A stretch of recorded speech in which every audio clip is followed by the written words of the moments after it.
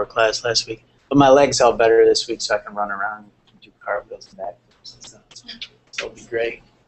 My cart, though, has moved, so a little disoriented. Now, last week I showed a little bit of a clip on Mamiya.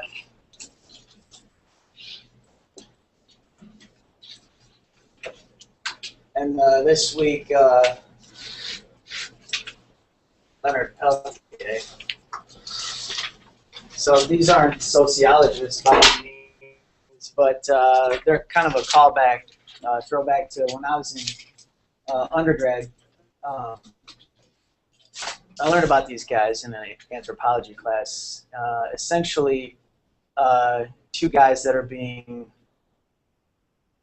screwed by the system, you know, wrongly incarcerated, perhaps. Maybe they're guilty, who knows? Only they do. But these are cases that get, you know, presented in sociology classes because in our system, American government, you can be incarcerated as an innocent person, and the system, the institution of the American government is much stronger than an individual. So these two individuals are representative of a class of people that can be essentially dominated by the system. Any one of you could go to your car tonight and just be arrested and put in jail, and you say, for what? They say, well, where were you at last night? I don't remember. Well, we think you killed somebody, and then just like that, you're in jail for life. Even if you didn't do anything, it could happen. I hate to plant fear in your minds. It's very rare. I mean, all things considered, there are a lot of people in America. It would be rare for someone to grab you and throw you in jail tonight for life, but we should all be able to admit that it's possible to get convicted of crimes we didn't commit. It's just the system we live in, where the institution has so much more power than the individual. And some people would talk about recently how corporations are now being treated like human beings and have more rights. And there are corporations that are being kind of, I'd say their assets are being conveyed and they're being kept alive in perpetuity, whereas the original laws were probably set up for human beings, so when human beings pass, their assets get divided, but in the case of the corporation, their assets just continue forever. So these corporations are getting treated like people and receiving all the rights and benefits as human beings, but then they're corporations, so how is that right? Well, so that's just an introduction to tonight, not the topic or anything like that, but just to give you some ideas to get you riled up, if any of that clicked. I think what we're going to do tonight is going to be based on, let's see,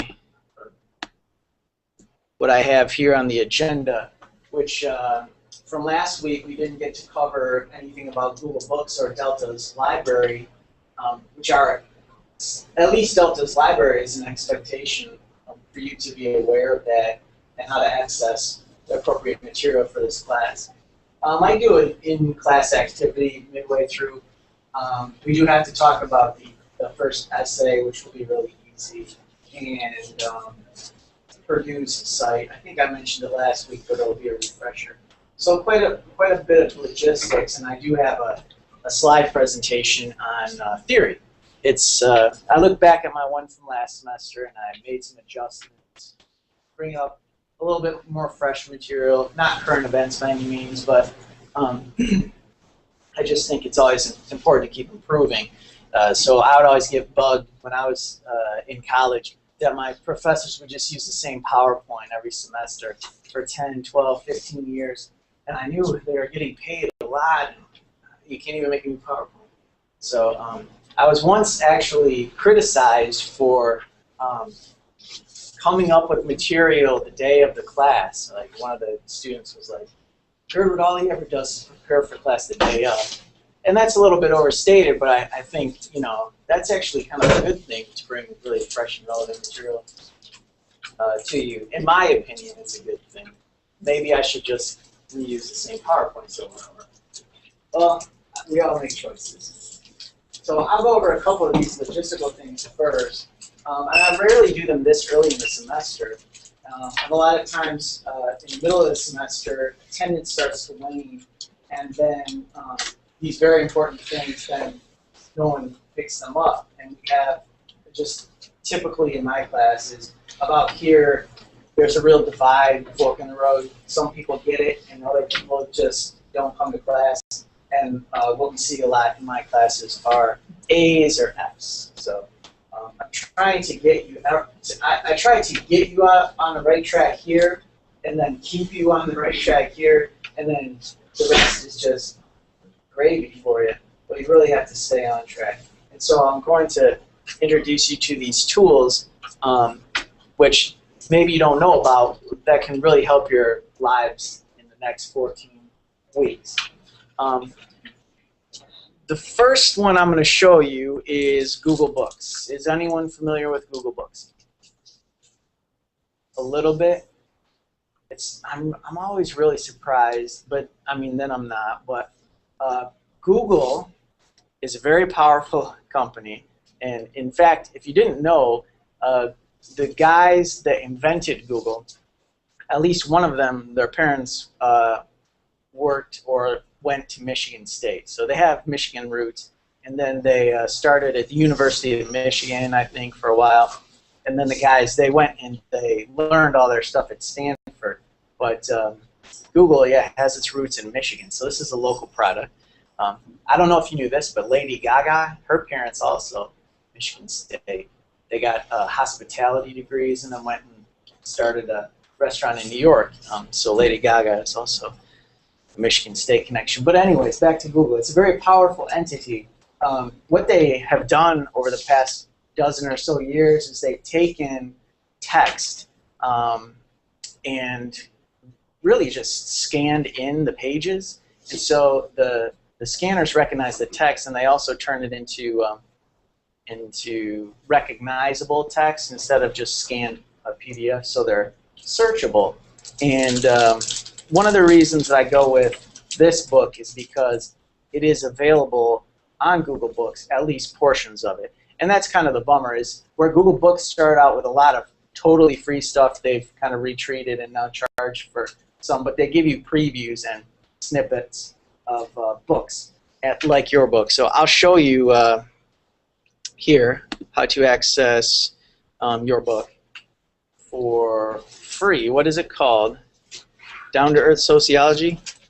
So is the essay one, is those the ideas of the paper for the type of conference? What's that? For essay one? Yeah. Oh, we'll talk about that later. Oh, I'm sorry. It's okay. It'll be very basic. Okay.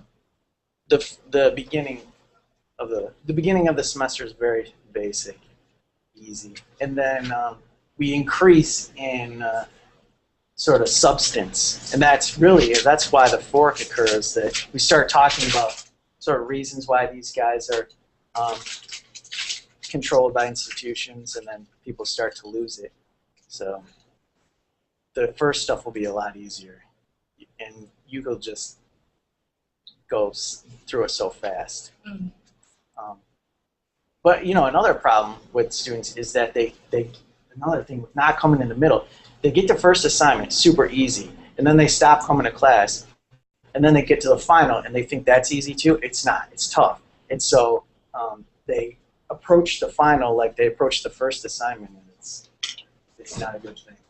Not a good scene. Okay, so this is Google Books. The website is books.google.com, and it's just like Google. You can search for things, and now they're trying to get you to buy stuff. Now, if you do have an account, I have an account, and I bought one book recently off it. You can read it on your Android phone or a variety of tablets, probably the Nexus 7. It doesn't work great with iPhones, but most of the Android platform phones, it will read. And I think you can do it with the free books too, but I know it reads very well with the paid stuff, with the full versions. So in there, your book is Down to Earth Sociology. Down to Earth Sociology comes up, and I'll search for that. And as you can see, after a couple ads, which is how Google makes their billions, the stuff in yellow, very faint yellow, so faint that you can't see it, those are ads. The first search result, though, is your book. So I'm going to click on that. But, oh, first before I do, notice how it says preview here. That means it's not the complete book. It's just a few pages, maybe 10% of the book. Others that you see on here, I picked the preview ones. Almost never will you get a free one anymore. But like there's no preview on that book that I think I used once. No preview and then snippet view, but those aren't as valuable to you. So you go click on this one, Down to Earth Sociology, and you can see it shows you the cover and everything, the same cover. But then, okay, let's see, if I clear the search, usually when I'm scrolling, what it does usually is it'll block off, like you can see in the scroll bar, there will be black or purple places where you cannot see. So, but this scroll bar appears to be completely open, which is surprising. But let's see if I can get this full screen or bigger. This one maybe. Okay. So then if I just scroll down, you can see that it's the same book, and the benefit to Google Books, besides the free thing, is there are links here. It's Google, right? Google's based on the web. There are links. So we talked a little bit about C. Wright Mills in the first week, and if you were looking for stuff on him from your book, you could just click that link here, and you could read that there. So there's a lot of free text. As I said last week, I think your book is worth the amount of money you paid for it. So I encourage you to keep it, and also create a good library. It's a really good text.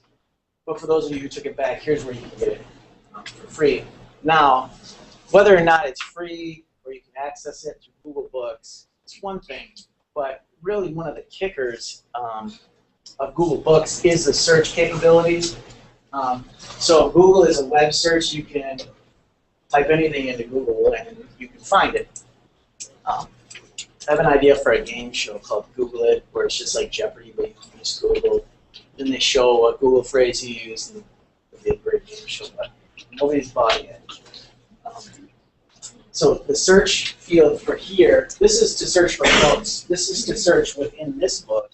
So if we were talking about anything in here that interested you, your final projects can be on anything that interests you.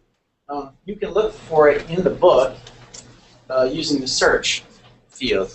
So this used to be used to indexes in the back of the book where you have key terms that you could find throughout. But this one you can get very specific. So if you're like me, you like sports, you say, well, okay, Girdwood, what does the book say about sports? You might type sports in here to see if it says anything about sports. And what it does is why it's a good companion to the book, because it also shows you the page number. You can go into it in your book on page 182 or 183 or 408. If you're on the web and you can just click on this, and you see it highlights it too. You click on it, it takes you right to the page, and you can just start to read. Organized sports are both central activity to the major metaphor among boys, the use of language of teams and captains, even when not engaged in sports. And it talks about girls more often interact in smaller groups or friendship pairs and organize in shifting alliances. So, very cool. So that's talking about gendered stuff in sports. So if you have any interest in gendered sports, you would go there.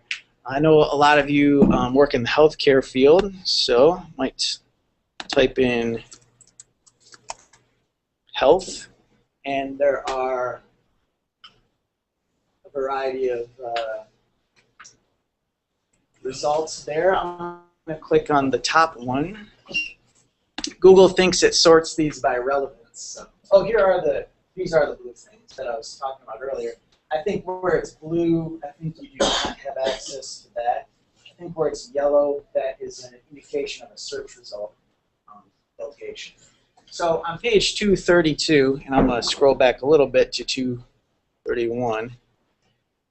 I haven't glanced at this beforehand. This was not scripted. So I believe what they're talking about is doing an actual study.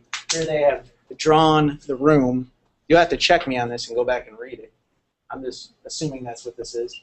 A doctor's office, and then on the next page where it was talking about health, here they have doctor. It's almost written like a play. Doctor upon entering the room. Hello, Joyce. I hear you're going to Southern Illinois University. Patient. Yes, I am, and I've been accepted, and I have a health record completed. So then it talks about what the doctor does, and here it's telling you exactly what this subject matter is. It's talking about the interaction, the sequence here, in interaction in public places. We'll come to learn throughout the semester that a great deal of sociology is based on social interaction. In fact, that's one of the things that I like most about sociology, so I'll probably emphasize it. There are a lot of things in sociology, from institutions screwing guys or manipulating systems or taking advantage of people or oppression, to other sorts of more, you might call it micro analysis, where you just examine how people interact with each other on a day-to-day basis, and this appears to be that sort of study. Many of my students do go forward with social interaction type experiments for the final project. Very rarely do I get someone that writes about the American governmental systems, oppression, historically on classes of people. But a lot of times I'll get a paper like this talking about patient-doctor interaction in a healthcare setting, or nurse-patient interaction, or nurse-family interaction based on age, based on race, based on gender. You might talk about the male nurse and how he's looked at in society, or you might talk about the nurse, how the nurse is treated differently than the doctor. You can even analyze the posture of the patient. So today I went to the doctor, this is true, and I think I had a nurse practitioner. So if somebody had a camera on me, if this was a female, and also I was treated by a medical assistant. So if somebody had a camera on me, maybe they would see me interact differently with the medical assistant than I did with the male physician who was performing my surgery 2 weeks ago. You know, who knows? Maybe I appeared more, straightforward with one, or maybe I talked looser with another one.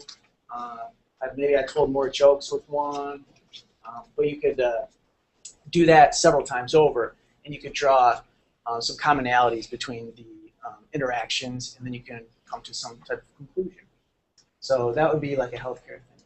So this is how you could search this book through Google Books, and I use this all the time for research that I do, and you can do that for your research as well. Although I'm really going to focus on scholarly academic journal articles for this class, as I always do, and your final paper is going to have like 6 sources. I would prefer that at the most you have 1 book, so I don't want like 6 Google Books. As much as I like Google Books, it's useful. Of all your sources, I would prefer that you would have at most 1 book. I really prefer scholarly academic journal articles. Okay, so now I'm going to show you how to get to those using the Delta Library. If you don't already know, how many people already know how to get to journal articles through the Delta Library? That's more than I would expect. I would expect like 1 or 2, so that's cool. All right. So, and you're way ahead of the game, because this is what's cool. I think I already told you that I never took a sociology class in undergrad. Now they let me teach it. The same thing's true with articles. I never knew about the articles in the library online. I never looked at JSTOR when I was in undergrad. So it's so cool that you guys are so far ahead of me already in your careers, and I just really get a kick out of that. The bar is raised so much now. It's fascinating. So you're getting like grad school education and undergrad. It's just a great thing. So very cool that some of you know that. Now the rest of you will. You go to Delta's website, and then the first thing you want to do is click, let's see, hover over current students, and then down here is library. So you hover over current students and go down to library. Yeah, you can go to quick links. Quick links is library too? Yeah. Okay, quick links, library. 2 places, you can't miss it, right? 2 places.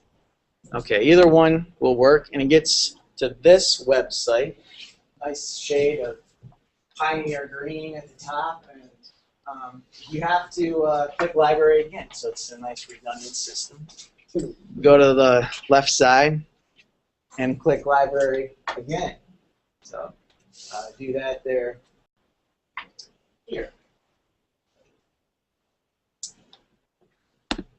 Now this might not be the only time you ever see this presentation. I'll probably do it other times, and if you have problems, you can go to the library, and the librarian will be able to show you all of these steps. But I want to introduce you to this as early as possible. Next thing you do is scroll down to,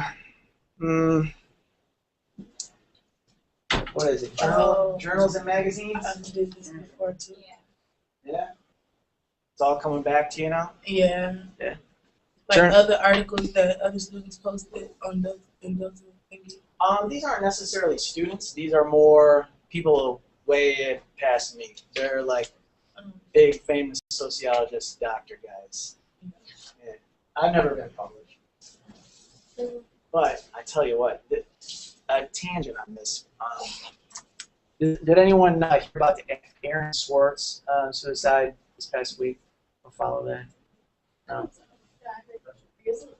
Wasn't there like one family? Nope. That was a different situation. Aaron Swartz was probably about 26 years old, and does anyone know what an RSS feed is? No. Reddit. Does anyone know what Reddit is? It's on the web. Sounds familiar. Yeah. So he invented RSS, and he invented Reddit, or he started Reddit. Basically, Reddit is, I think, more popular than Facebook now. It's like, it's not social media necessarily, but it kind of is, I guess. It's like a news aggregator. I don't really understand it, but it's pretty much bigger than Facebook now. So he invented that. So this is basically a guy like Mark Zuckerberg. You know what that is? Apple. Facebook guy. Facebook. Yeah. Yeah. And so he started out when he was like 14. One thing that he wanted to do was make information public. There are 2 reasons that you could really promote the internet and start the internet. If you wanted to make a web page, you could make a web page to make money, or you could make a web page because you want to put information online that everybody can see. And you could do any of your final papers about this. Like, why do people actually use Facebook? There's almost something about human nature, and I've never studied it, so it's just all assumptions. But people want to publicize stuff. They want to put stuff online. Why do we have Instagram? You know, people are putting their pictures of their dinners and stuff online. People want to share stuff and make stuff public. But at the same time, everyone wants to, not everyone, a lot of people want to tweet and post to Facebook, and 20 billion people are on Facebook. They want to share everything with the world. At the same time they want to do that, they want to make other things private. You might hear about the Facebook privacy changes where they make something public that everyone wanted private. Oh, everyone freaks out. And the same thing with medical records. I could care less if any of you knew my medical records, but some people with medical records are just like, oh, and they hold them so close. No, don't ever look at my medical record. It's so private. So they put their pictures on Facebook, but they withhold their medical records. sort of in between. And they create laws then about medical records and how you cannot, medical records are like safer than bank account numbers. It's amazing. Now, somewhere in between Facebook and medical records is academic knowledge and information. And so I'm actually taking a risk, believe it or not. I think I'm just crazy, but I'm in the vein of Aaron Swartz, posting these lectures to the internet, because there's a good possibility that I'm not supposed to. There is a good possibility that my performance in here is owned by Delta, and that there's a chance, a very small chance, that I run the risk that if they ever knew about this, they would come and fire me, make me shut down my website. Because if you think about it, this lecture, do I own this lecture? Do I own any part of it? Or is it, do you own it? Or does Delta own it? What do you think about that? I think that whoever takes something out of it, that's who owns it, in a sense. Because you're taking away the information. So do you own it because you pay for it? Yeah. I think we own it for this 3 hours. Delta pays you your salary, so that they own part of it. Could you take my lecture if I was just the best of all time, which, I'm like top 10, but I'm not the best, and you recorded it, could you then go sell it? No. Why not? Because I would be making a profit off of something that you created. That I created, but I thought you owned it. Could you sell it within these 3 hours? Could you sell it? Because you said you own it right now. Yeah. Could you just stop the recorder, run out to the cafeteria? Hey, I got 45 minutes of hot new stuff. Hot new burger with mix. I mean, it's public. Who? I mean, is it public? You made it public. Probably. I could be breaking the rules, though. I think if you get technical about it, Delta actually would be considered the owner of it, simply because you're hired by Delta. We're all students at Delta, and it's open to their facility. So you pay for it, I make it. And Delta own it. That's not about right. Okay. Introduction to sociology. That was a great lesson right there.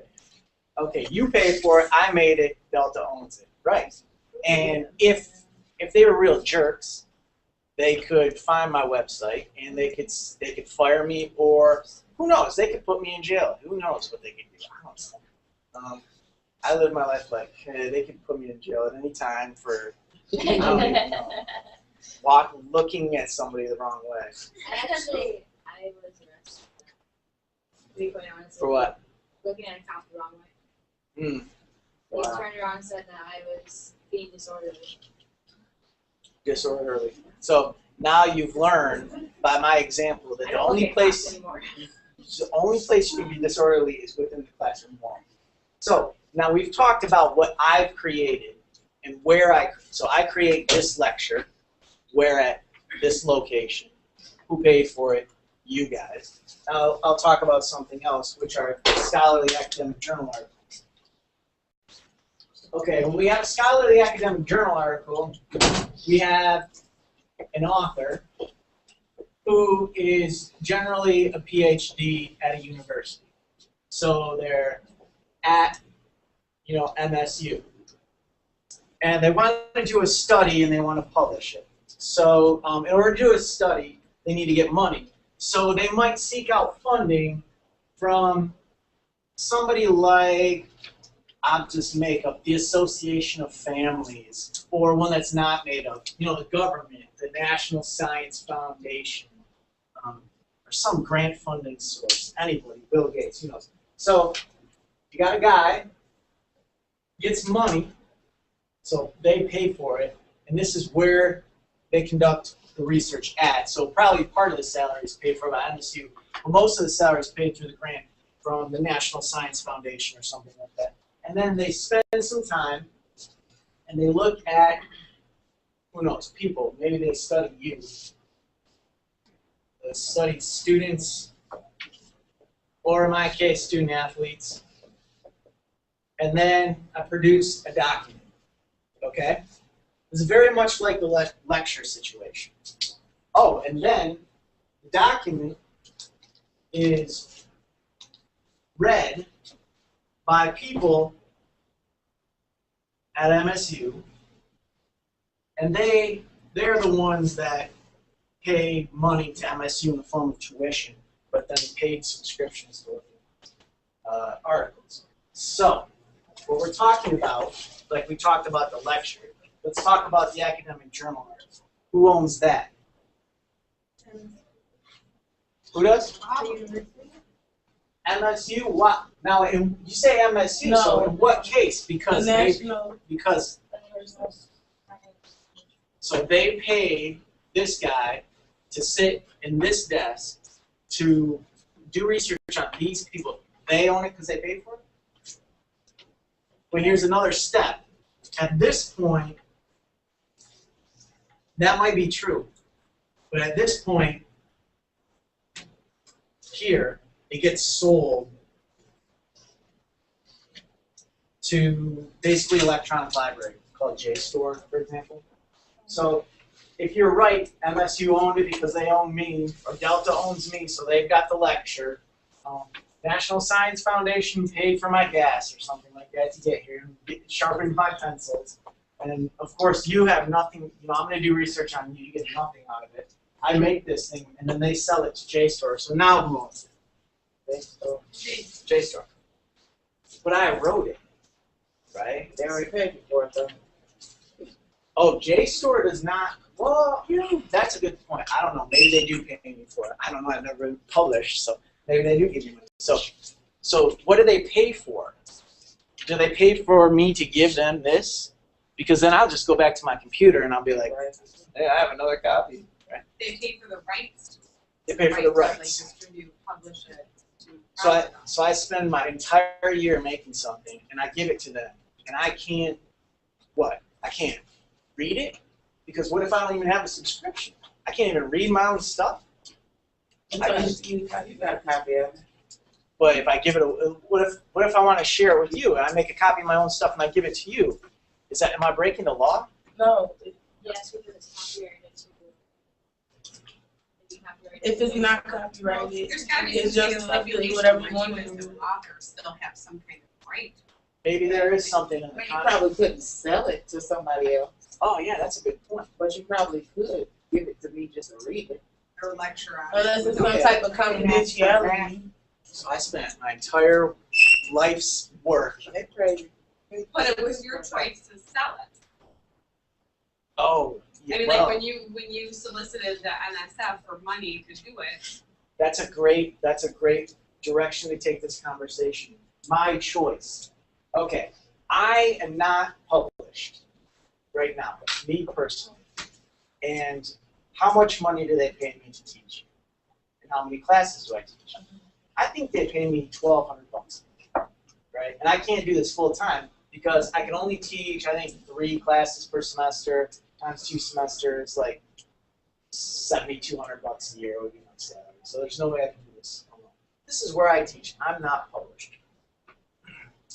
I think that Ivy League schools are cool. I really do. In my home office, I've got like ephemera of Harvard. I don't know if I mentioned this to you, but I have like a 1903 Harvard application. I've got some old stamps and photos of like Harvard guys. So like I think Harvard is really cool. Would I ever be hired to work there as a lecturer at this point in my life? No. No, but even if I did, I would not be hired there. No possible way. They're rich. Well, they have different objectives and interests. Now, if I had obtained, let's say, 7 $500,000 NSF grants, and I wrote about 25 of these guys, and I sold them to JSTOR, and now it's published 25 times in my first 3 years as a PhD. You think I'd have a shot at Harvard? Yeah. So you said a little bit earlier that I had the choice to sell to JSTOR. But to obtain my dream to teach at Harvard, do I have a choice to sell to JSTOR or just hold my stuff back and post it on my website? I can make the best stuff, but if I'm never published, I'm never getting hired at Harvard. So I don't really have a choice, do I? I think you What? I think we still. Find me anybody who's unpublished at Harvard, and I'll give you. Right, but I mean, you wouldn't have to alter your dream. I would have to alter my dream. Yeah. That's- Which again is your choice. Oh, now that's another good. See, a huge part of this class that I usually, well, I should say a huge part of my family classes and a chunk of this class is based on this concept, the American dream. Okay? It don't always happen like that. So you have to basically just deal with what you could for the time until you can get to that point to where you can fulfill it. So like being a CNA isn't my dream job, but it pays my bills. So I'm doing it for the time being. What do you have to do to get to your next step? I'm in school. What do Work, I I have to have to do to get make to more my, money. What do I have to do to get to my next step? You'd have to get your PhD. Yeah, that's easy. Make more money.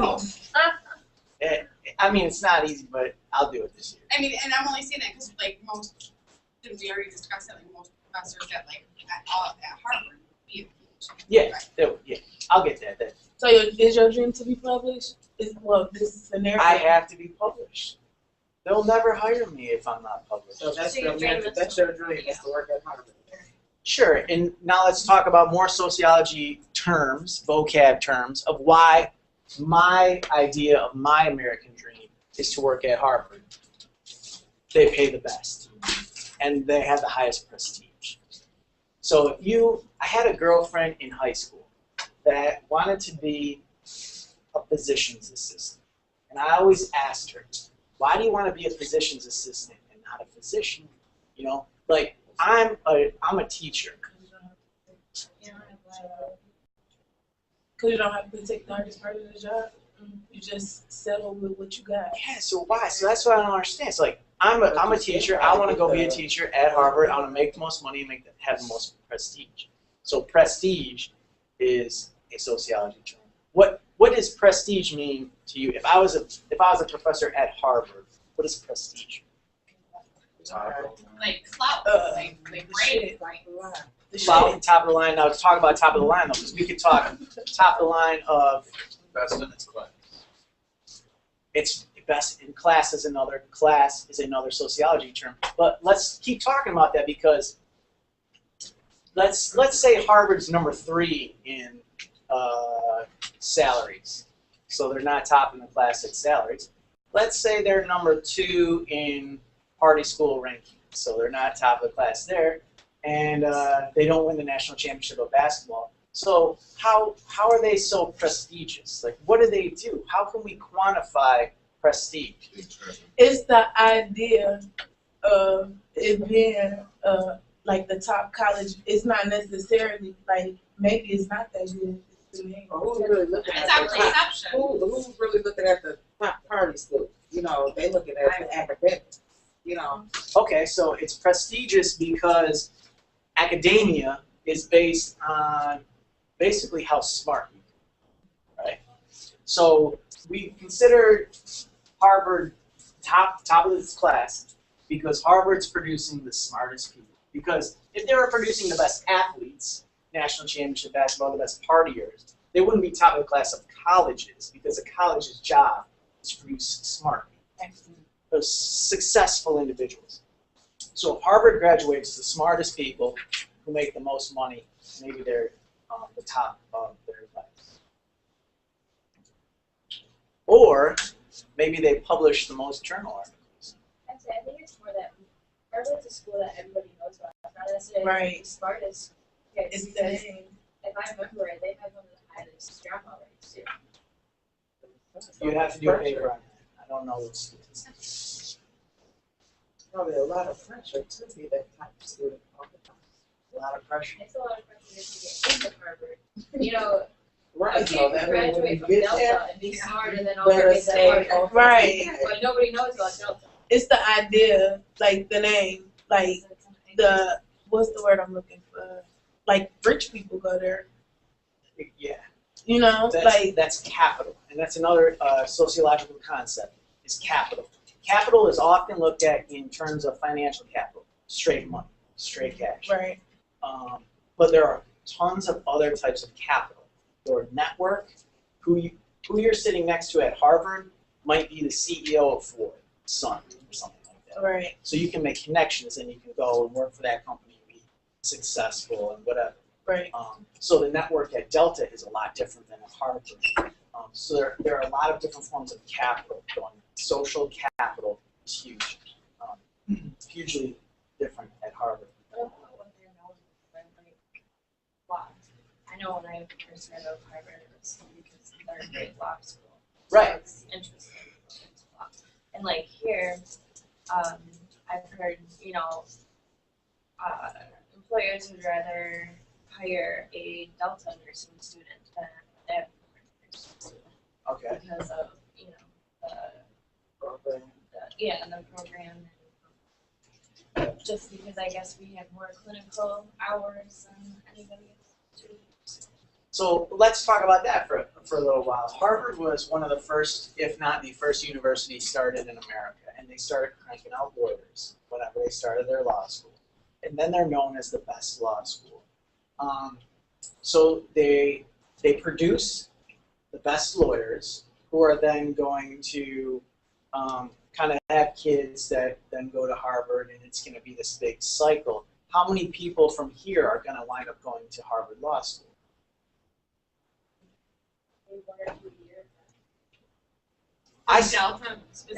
This class. Oh, none of us. I pass. So why is that? Why is there this big cycle of success at Harvard? Because that's where it set the standards. How come we all Because can't? like I come from a dad who worked at General Motors and a mom who worked as a worker at the hospital with no Socialization. Like, And then like, Parents don't look at right, you got money. You gotta have Well, money. that's just like. You gotta be able to afford it for the most part, or be smart to get a scholarship. If I had, like, if my mom and my dad graduated from a big college or whatever, 9 times out of 10, I'm gonna go to a big college. Not necessarily that I'm smart, but it's what my parents expect for me to do. So if they paying my tuition and gonna send me there, I'm gonna go, whether if I'm gonna fail, drop out, or pass my classes. like who got a scholarship. Do you think that we could ever get scholarships? People in this class? Yeah, I don't know how smart I think everybody that'd be is. good. Now let's talk about smart. Earlier, somebody was saying that we could be just as smart as them. Whatever, we could be just as smart. So how do we measure smartness in America? Or Standards. IQ? Well, let's talk about it in academic. Standardized tests. What's wrong with standardized tests? Well, Taught in one way. What's that? Taught in one way. Just test, take it. One Everybody score, learns one it score differently. only. It's dumb or smart. but Yeah. And who writes those? Who writes those? They- Right. And who always performs well on them? USA is smart. Well, it's not Detroit and Flint schools. I mean, let's be honest. It's the suburbs. It's the wealthier. It's the Right. private schools. Right. So these tests, am I doing a chicken before the egg thing, or are these tests written in a way that the people that are good on them are always going to be good on them? I mean, think about it. If they wrote SAT or ACT on like street smarts, and they try to say that was the test that would get you a scholarship, first of all, it would never pass, right? They would never let that go. But then maybe you would all do better, and what would happen? All of a sudden, you got a bunch of Delta students going to Harvard because all of a sudden the whole thing flipped on its side. That's not going to happen. They would never let that happen. Hey, I knew somebody that lives up in the UP, and he took his ACT for 36 the first time. I made him retake it because, like, how can you score a 36 on your first try? They did not believe that, Where to go to school? I don't even know. I know it was in the UP though. So Somebody and I wonder if it was just because of Well, You know, he's, you know, not from a big city like Auburn Hills or something, you know. But well, technically, I'm the type of person, like, I'll learn anything. Whatever it is that you put in front of me, I can learn it. So it's not necessarily about how smart you is, it's what information you have to expose to you. Do you think if you were put into the system of like the Harvard private schools right now, do you think that you could be successful? If I had a test based off of what I've learned, I just know the information because it was given to me. Not that I'm smart and that I know it. It's just that I received the information and that's how I know it. Somebody had to tell me in order for me to get it. Now here's something along those lines that you need to think about, and I want to hear your point in a second before he's got a terrible memory. Somebody was mentioning dropout rates, and what I was just asking her is if she was at Harvard and she went through a semester, would she be able to cut her? Would she'd flop out? And she said, well, if she had the information, she'd be able to put forth her best effort.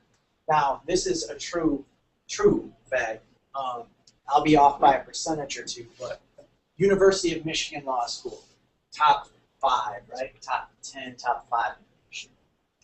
Cooley Law School, basically the worst law school of all time. I know I went there 1 year, but it's.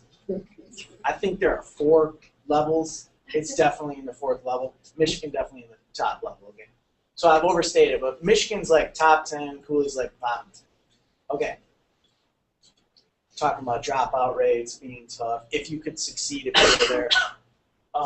The attrition rate for Michigan Law School, in other words, how many people fail out of Michigan Law School? It's basically single digits per year. Nobody fails out of Michigan Law School. I shouldn't say nobody, but it's like if you get into Michigan Law School, you will graduate and you will do well. Cooley Law School, it's, I believe, over 50%. So Michigan lets in, a couple hundred people, and they all graduate with Michigan law degrees. Top 3 law school in the nation. 5,000 people are let into Cooley, and they fail out half of them. So it's like we think that if we just got there, we could make it. Look at Michigan as an example. In your case, you say, if I was there, I'd be able to pass. Well, yeah, according to the stats, if you got into Michigan Law School, you'd probably graduate. Because it's less people than versus 5,000. like the top 2% of. Right, it's getting in. That's the hard part. I would say just they pick the brightest. I mean, that's why they number so low. I mean, got like 5,000 people, you pretty much open the doors to on the street, come in and get your degree and be a law. And they ain't get dedicated like that. Oh, they let me in. I dropped out real quick, yeah. Dropped out though, didn't fail. So when we were talking about me teaching at Harvard, I'm going to have to publish to teach at Harvard. What do you got to do to get into Michigan Law School? You said they're going to let in the best and brightest. How do you get to do this? SATs. GPA, SATs. Now, if this is something to think about. Application. Connection. Let's talk about Michigan State for a minute. Let's talk about GPA. I don't want to talk about Michigan State. I might talk bad about it, but I will. I'll just say Michigan State. My beloved Michigan State. Okay. Let's think about this. Okay. We've been talking about standardized tests, the suburbs. I threw out Detroit and Flint, inner city. Standardized tests, suburbs, success, GPA. Now, okay. If I was sort of sitting up in an ivory tower and I wanted to find a bunch of, my choices are wealthy suburban white kids and poor inner city black kids. This is what I'm going to try to find. One or the other, okay? And I wanted to find rich suburban white kids. And I had 2 things that I could look at. GPA and ACTs, okay? Which one of these do you feel is going to guarantee me, if I look at it, a better chance that if I say, with the higher scores on which one of these The is going? Is ACT is going to give me who? It's gonna give you the not I don't know. The suburban white kid. Yeah, there you go. Upper social economic class. Okay. And if so, like conversely, if I went to the worst school in Flint, and I love Flint, and I got 20 4.0 students, and I went out to the suburbs and I got 20 36 ACT students, who's smarter? Who's gonna get into Michigan State? The high ACT scores. Well, it depends on, like, because the GPA is more of high school, and like the ACT is like a optional sort of thing. So like it tests like kind of beyond of what you've learned in high school, because I had a high GPA and I took the ACT. So I don't know. The GPA, the inner city might have a lower standard of academic achievement in teaching versus the suburban ones. They might be like farther ahead, move at a quicker pace, cover more ground, so that you can score better in the ACT. Yeah, like they're in a super crazy honors chem class that I would totally fail. Yeah. They get a 3.5, whereas somebody in the inner city is taking gym getting a 4.0. I was gonna say, like, GPA, in high school, if you did your homework, passed all your tests. Right. Of course, your GPA is gonna go up because you're passing the class, but the ACT, like she said, is like a test beyond what you were learning in high school, and I think that like the test tries to see like exactly how much they can get out of you, what you know, and like the way you think. You know what? Because I had a 3.8 GPA in high school, and when I took the ACT test, I got a 19. So that's kind of low. You know what I'm saying? Versus I'm getting straight A's in school. You know what I'm saying? I'm getting almost straight A's in school, and then I have a test sitting in front of me, and half of this information I've never was taught. Yeah, ours was reversed, and we had lower GPAs and higher ACTs. Because I came from a suburban school. I mean, so now let's talk about the results of this, because we can talk all day long about like, oh, well, you know, it's not fair and this and that, whatever. But how does this really come into play? Okay, a school like Delta and Michigan State, at some point they create some type of equation, generally for admission. They will say, okay, this is how we're going to admit students at Michigan State, because we get 100,000 applications per year, and we can let in 50,000 students. Nobody has time to read all these applications. So what we're going to do is we're going to put into our little computer program 2 times the GPA plus 3 times the ACT, and that's going to give me an index score. And if you're, you know, above whatever the number is, 50, you get in. If you're below 49, you don't get in. And so if you weight the ACT higher, you're going to get the suburban kids taught in that way, prepared in that way for college. But if Michigan State looks at it, or Delta, and they have offices of diversity, you know, even Harvard does, and they look out into their student population one year and they go, you know what, we are 99% white right now. We really need to get some African Americans in here. What might they do?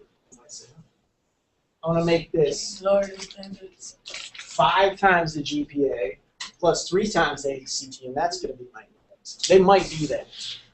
I'm not making any accusations, and I'm painting this in the most blatant way that I can, just to make a point about standardized tests and preparation, access to the American dream, because in the very end, what school you get into and how you get in helps you achieve the American dream or not. So when we all say we all have a fair shot, we all need a shot, maybe not necessarily the case. I don't have a shot at teaching at Harvard until I've published 5 times, no matter how many fun YouTube videos I put out. But back to Aaron Swartz. I said your medical records are on one side of security and your Facebook profile is on the other side. Right in between, as we've discussed, are these academic journal articles. So Aaron Swartz, he made some money making that little thing I called Reddit. Then he wanted to liberate information. And so we have these databases like JSTOR. So pretend I made my thing and I submitted it, and they gave me 30 grand, and I paid my house payment and my medical expenses. And then they gave it to JSTOR. Now JSTOR holds it all. And what is my lecture? What is that academic journal article? That's education. That's information. Why do we want to hide that, especially in America? If we're just trying to make people smart in America, right? So we should just provide everyone with all the information, free books. Why do they pay for knowledge? Okay, and so hundreds of thousands of journal articles are in JSTOR's database, but they're behind a paywall, so you can't see them unless you go to Delta. If you're just out in the public, if you go through Delta's website, it'll make you log in. If you don't have a login, you can't see these articles. So these are, if you didn't buy that book, then you don't have that information. So it actually takes money, financial capital, to get more smart. The inner city schools probably, it's my assumption or hypothesis, one of the biggest reasons they struggle is because they don't have money. Okay, if they had money, they'd probably be doing a lot better. I think that's probably one of the biggest drivers for the problem in inner city schools. Now, JSTOR holds hundreds of thousands of academic journal articles, which you're going to use. And Aaron Swartz saw it, and he thought that was wrong. That's a social injustice. So he put a laptop in a closet at MIT, and he downloaded. The downloading was probably illegal, but the sign-on was legal. Like he logged into Delta, and he downloaded 500,000 of these articles. And he never got to put them on the internet like he wanted to. He never got to that point. But he was basically federally indicted and charged with these crimes that would have put him away for life. A crime that was sharing educational information with the public. He was going to be put in jail for life. So the same thing I'm doing right now, putting my lecture on the web, that is probably against the rules. I won't go to jail for life. He did it 500,000 times to stuff that he didn't actually create, but academics did. And I think the story goes over this past week, the pressure got to him. Nobody knows why he killed himself, but he killed himself this week. One of the reasons possibly that he was facing life in prison for having shared academic journal articles. So that made an impact on me over the week. I thought you should know who Aaron Swartz is and also get more perspective on, we take this all for granted, and when you think of this stuff as like sort of silly or whatever, people are basically putting their lives, work into sharing this education, information, guys like Aaron Swartz, so that these equations kind of go away maybe in 10, 20, 30, 40, 50 years, and we don't have to worry about who has the $20 to buy the book or the money to put up to get into Delta to access the journal articles, so that every lecture, every production of educational material will be free to everybody that wants it. Is that why they was working so hard to get that law passed? Like if you can't upload something on the internet if it's copywritten. Yeah, that's a big part of it. Now, the music industry really started a lot of that in the film industry. But, I mean, that's one of the things that you can think about over the course of this week is, you know, if I write a song, like this is why I started the conversation with, you can have a web page to make money or to share information. If I write a song, I can write a song and record it, have all the materials, and I can just give it all to you away. There's one way to write a song to just share it, and there's another way to make money off of it. So somebody like a rap label named Cash Money Millionaires is probably money. So, but that's music and hip hop. But what's dangerous, I think more dangerous, I think that's dangerous too, but I think what's more dangerous is when we start turning academic literature into equivalent goods as Lil Wayne rap MP3s. And we start selling academic papers like we sell The world though now. Why do we sell knowledge? For this reason. That's one of the ways. If you want it, you're gonna pay for it. And if you don't pay for it, you won't. If you can't pay for it. Yeah. Who can always pay for it? Rich people. Rich people who come out of Harvard. Right. That's the thing. Like Keep the rich rich and the poor. that's the idea. That's the way to work. That's the idea. These are ideas of sociology. Okay, so I'm glad that's sociology 101 for 211. Now you understand like what this class is about. Those types of things. Okay, social wrongs, cultural behaviors. Things like that. So when you're on this page, you click library, and then you click on journals and magazines, and then you scroll down to JSTOR. Right here, there's an on-campus link and an off-campus link. You said sociology is the social norm. That's one of the concepts. So, social norms. like what society accepts or expects. Yes. Like that is a good how way to- a woman supposed to be in the kitchen and a man go to work. No, I'm serious.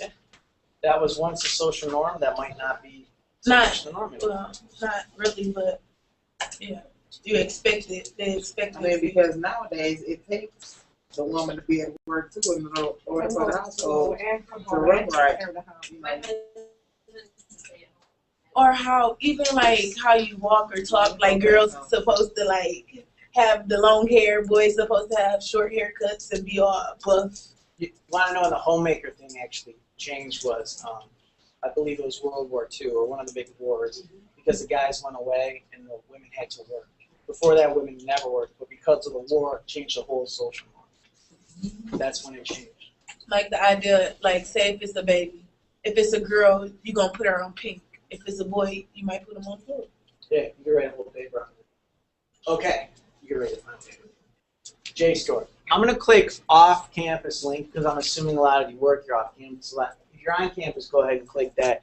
But I'm going to, on one of their computers, click that. But I'll click off-campus underneath JSTOR. And like I said, it requires me to enter in my login and password. So this is what your tuition pays for. And this is what the general public cannot see. So this is the privilege that you have against them. Should you choose to use it, right? If I can ever remember my password.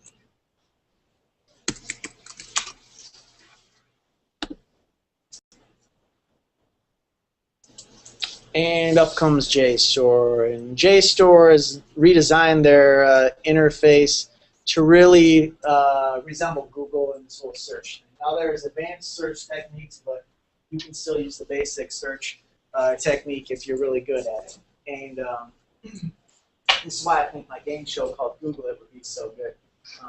Because what you type into there really is going to produce the best results. And the more and more you do it, the better results you'll get. If you have trouble finding articles that you want, I can help you find them. Because if you were to type in something like ACT and GPA, you would not get very good results. But if you type in something like outcome disparities of inner city versus suburban schools, you would probably get good results, although that's a little bit too specific. Anyways. This the on-campus link or the off-campus? This one was the off-campus. Then I logged in with my ID. Logged in password. So you guys, a lot of you are healthcare workers. So let's look up physician-patient interaction. As I said, interaction is, social interaction is a big part of sociology. So the first thing that comes up is to be a great communication of affect between patient and physician. And if you know the medical terminology too, is affect is part of this, the flat affect, right? It's not affect. Communication between patient and physician. You have like a certain rate how much we can look at them, like Okay, good question. The question was, how far back will I accept your articles? And this was from 1981. I'm extremely lenient, especially in the intro class. If you were doing something though about, I'll use this example, I think I've used it before. If you were doing something about hip-hop music and you gave me 6 sources from the 1920s, I might send you an email like, I think you could find some better sources. But something like this from 1981 about communication between patient and physicians, if you're really good, you'll even include something about the data skewed this way, I think, because in the 80s this was the social norm. But you don't even have to do that for this. This would be fine. Again, think not articles from the 20s about hip hop. Other than that, and then this one, I have some journals that I prefer. American Sociological Review is one. American Sociological Review, American Journal of Sociology. But this Journal of Health and Social Behavior, just fine. So this one also looks good. Doctor, patient, so this one would be about race. Doctor, patient, race reports. Is that associated with greater satisfaction of care? I think that's a really good, interesting article. So let's click on that one.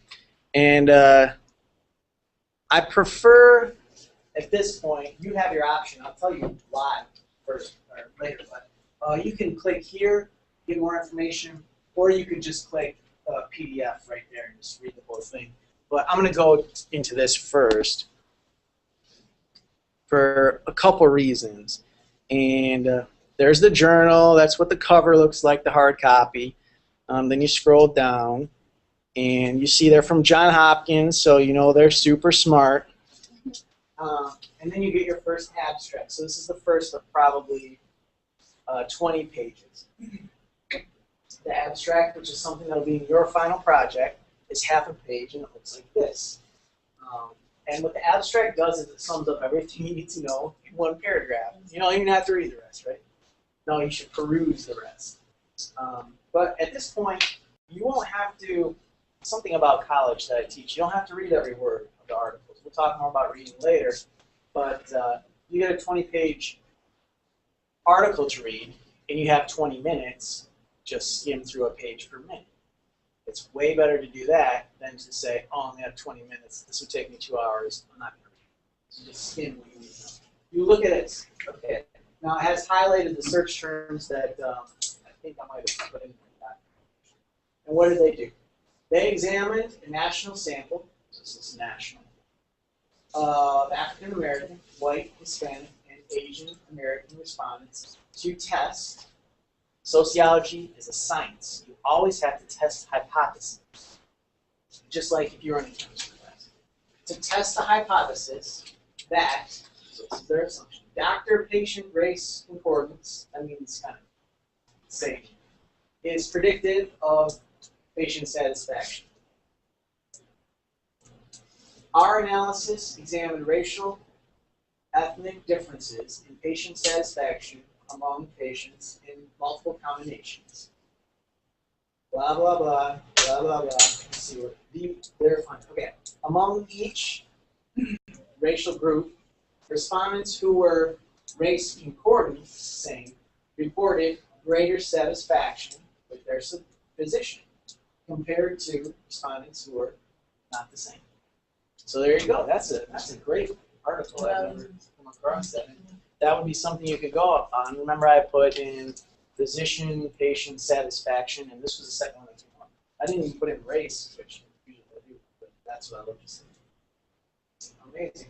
So there you go. That could be your first article that you read for this class.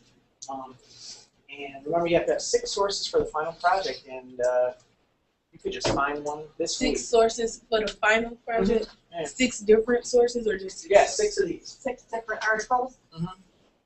Or 5 of these in one. Yeah, In this essay or the final paper? final paper.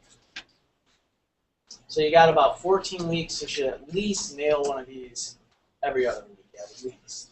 Out of, okay. So start early. And by the way, your midterm reviews 3 of these. And you have to have 6 sources. You don't have to review 6. You have to review 3, 6 pages long. That's your midterm. So you should have 3, at least 3, if not all 6 of these by the midterm. I'll tell you So we how can use the 3 for our final paper Yes, this whole semester is to get you from point A to point B. on that final. Yes, we're all about the final paper. Everything we do in here, so you're asking about the essay 1, I'm aiming at that final paper. There's going to be no tricks, no quizzes, nothing off the pack. We're just keeping down that one. So we'll use 1 per paper up until the final paper. We'll use 3 extra. 6 sources. You're not using any of these until the midterm. You should be finding them, reading them, using them by reading them. You don't have to write on them until the midterm. And we got to use the scholarly academic articles and not the books. That's how you find it. Yes, 6 of these. Unless you use 1 book, but I almost never get books. Okay. The books. Do you want us to look up the J13 stuff? Yeah, there are other databases, and if you know how to get other scholarly academic journal articles to your different database, by all means do so. I just got to show you kind of one way that I'm very familiar with that gets you this. And Is this on the Delta? yeah, click Delta, go to the Delta website, click Library, then Library again, then Journals and Magazines. Scroll down to the JSTOR off-campus link, log in, type in your search terms, then you get here. You can take a break now? I think so. I'm happy about this. Yeah, that's a really good one. I like the show. It's true. One thing before the break, though, that I want to show you. One thing, because I'm going to close this window. If you find a good one that you like, on the same page, you can find 2 items citing this item, or you can find items about like this item. So if you find a great one, you can find similar ones on the sidebar if you're a good searcher. All right, have a good break. Come back in a reasonable time. Go visit the coffee shop. Do whatever you want to do. Go get 6 journal articles. Oh, please.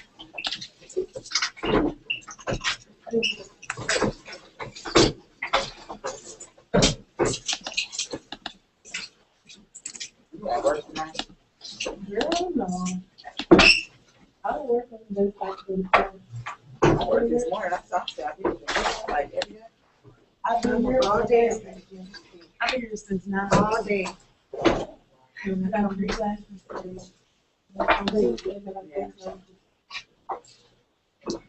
How many parents is the kid? Oh, 9. I got 10. Okay.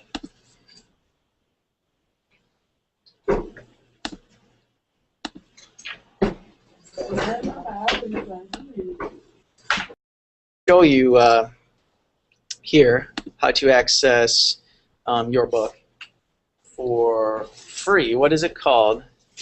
Down to Earth Sociology? So is the essay 1, is those the ideas of the paper for the type of conference? What's that? For essay 1? Yeah. Oh, we'll talk about that later. I'm sorry. It's okay. It'll be very basic. The beginning of the semester is very basic, easy, and then we increase in sort of substance, and that's why the fork occurs. That we start talking about sort of reasons why these guys are controlled by institutions, and then people start to lose it. So the first stuff will be a lot easier, and you will just go through it so fast. But you know, another problem with students is that another thing with not coming in the middle, they get the first assignment super easy, and then they stop coming to class, and then they get to the final and they think that's easy too. It's not. It's tough. And so they approach the final like they approach the first assignment, and it's not a good thing. Not a good scene. Okay, so this is Google Books. The website is books.google.com, and it's just like Google. You can search for things, and now they're trying to get you to buy stuff. Now, if you do have an account, I have an account, and I bought one book recently off it. You can read it on your Android phone or a variety of tablets, probably the Nexus 7. It doesn't work great with iPhone. So quite a bit of logistics, and I do have a slide presentation on theory. It's I look back at my one from last semester, and I made some adjustments, bring up a little bit more fresh material, not current events by any means, but I just think it's always important to keep improving. So I would always get bugged when I was in college that my professors would just use the same PowerPoint every semester for 10, 12, 15 years. And I knew they were getting paid a lot.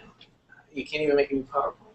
So I was once actually criticized for coming up with material the day of the class. Like one of the students was like, "What all he ever does is prepare for class the day of."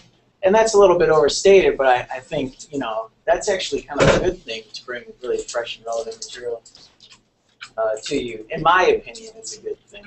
Maybe I should just reuse the same PowerPoint somewhere. Well, we all make choices. So I'll go over a couple of these logistical things first. And I rarely do them this early in the semester.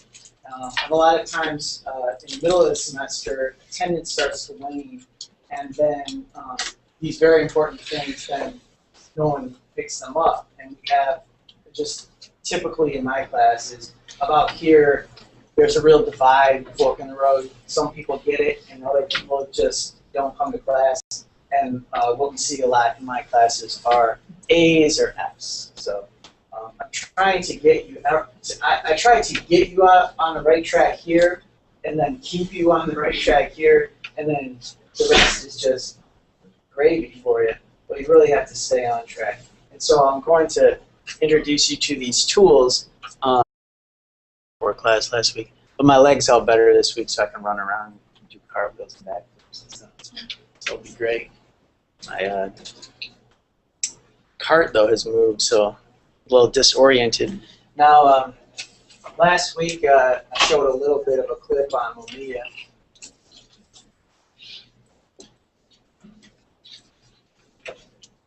And this week, Leonard Peltier. So these aren't sociologists by any means, but they're kind of a callback, throwback to when I was in undergrad. I learned about these guys in an anthropology class. Essentially, two guys that are being screwed by the system, you know, wrongly incarcerated, perhaps. Maybe they're guilty, who knows? Only they do. But these are cases that get, you know, presented in sociology classes because in our system, American government, you can be incarcerated as an innocent person, and the system, the institution of the American government is much stronger than an individual. So these two individuals are representative of a class of people that can be essentially dominated by the system. Any one of you could go to your car tonight and just be arrested and put in jail, and you say, "For what?" They say, "Well, where were you at last night?" "I don't remember." "Well, we think you killed somebody," and then just like that, you're in jail for life. Even if you didn't do anything, it could happen. I hate to plant fear in your minds. It's very rare. I mean, all things considered, there are a lot of people in America. It would be rare for someone to grab you and throw you in jail tonight for life, but we should all be able to admit that it's possible to get convicted of crimes we didn't commit. It's just the system we live in, where the institution has so much more power than the individual. And some people would talk about recently how corporations are now being treated like human beings and have more rights. And there are corporations that are being kind of, I'd say their assets are being conveyed and they're being kept alive in perpetuity, whereas the original laws were probably set up for human beings, so when human beings pass, their assets get divided, but in the case of the corporation, their assets just continue forever. So these corporations are getting treated like people and receiving all the rights and benefits as human beings, but then they're corporations, so how is that right? Well, so that's just an introduction to tonight, not the topic or anything like that, but just to give you some ideas to get you riled up, if any of that clicked. I think what we're going to do tonight is going to be based on, let's see,